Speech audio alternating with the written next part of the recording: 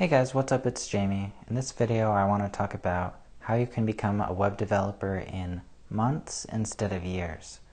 Because no one's questioning really that it takes quite a while to become a web programmer. There's a lot of stuff to know, there's a lot of different technologies out there. But in this video I want to give you my 3 tips for how you can speed up this process and become a web developer in months, not years. So let's get into it. Alright, so my first tip is to practice.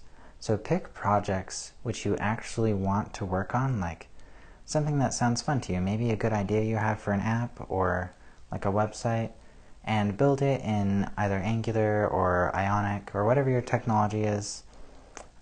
Build it in there and just practice. Practice the things you learn through tutorials like this one, practice researching things through the documentation, and then making it actually work in your app for real. And the reason this is tip number 1 is because I think it's the most important. I think that if you build things which you actually are interested in, you'll continue to build them, and hey, you might actually get something cool out of it at the end. Maybe you'll get an app that people like. So that's my tip number 1, guys, is practice on things you're actually interested in completing. Oh, and a side note on this is try and pick things that are kind of smaller scale at first until you're more familiar with web development. For example, maybe like a to-do app, that would be a great little project. On the flip side, I would not suggest building something like, I'm going to create a competitor to YouTube. That's extremely hard to do. YouTube has a lot of employees. Like the most basic version probably wouldn't be that complicated, but you can probably see that a to-do app would be a lot easier to complete.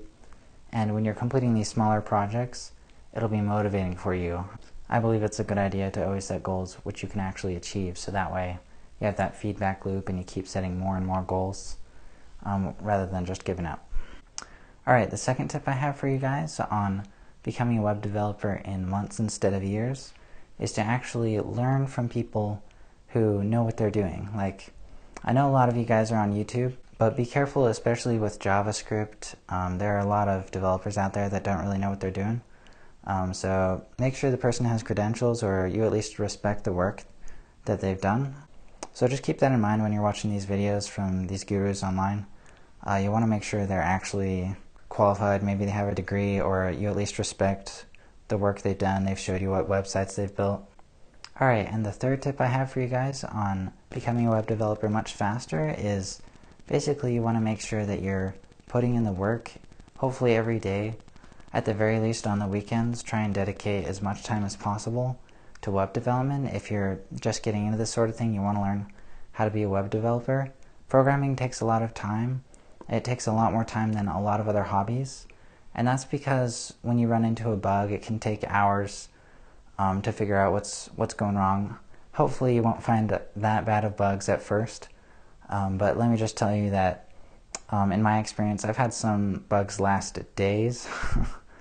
So I really hope you'll put in the work and actually consistently put in the hours each weekend or every day after work or whatever your schedule is. Just keep coming back and going back to point number 1, make sure you're working on projects who you can actually complete, and that way you'll be a lot more happy with the results, and you will do step number 3, keep coming back, put in the hours. Realize that this is kind of an intense process. Becoming a coder, if you're kind of new to it, it's different than a lot of other things. It's very logic based, and only a couple other subjects are exactly like that. Like philosophy is pretty well correlated to logic, math as well, but not really a whole lot of other subjects. It's pretty different. So just put in the work, and I know you guys can do it. Yeah, so that's my 3 tips I have for you guys. Hopefully you enjoyed this video. It's kind of in a new format. I've got this green screen going on. I'm not sure exactly how well it's gonna look. But hey, leave a like if you did enjoy this video. Subscribe if you haven't already. And I'll see you guys in the next video.